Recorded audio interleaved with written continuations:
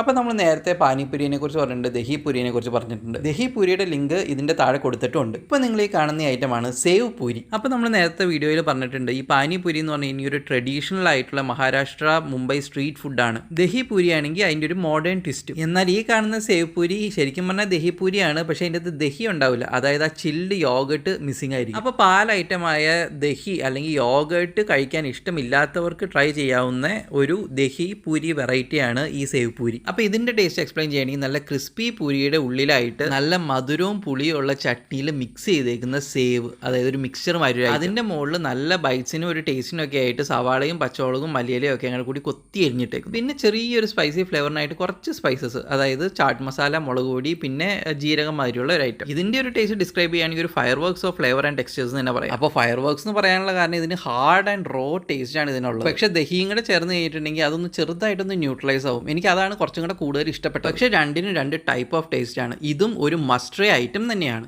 അപ്പോൾ ഈ വീഡിയോ നിങ്ങൾക്ക് എല്ലാവർക്കും ഇഷ്ടപ്പെട്ടെങ്കിൽ ലൈക്ക് ചെയ്യുക, ഷെയർ ചെയ്യുക, സബ്സ്ക്രൈബ് ചെയ്യുക, പിന്നെ കമൻറ്റ് ചെയ്യുക.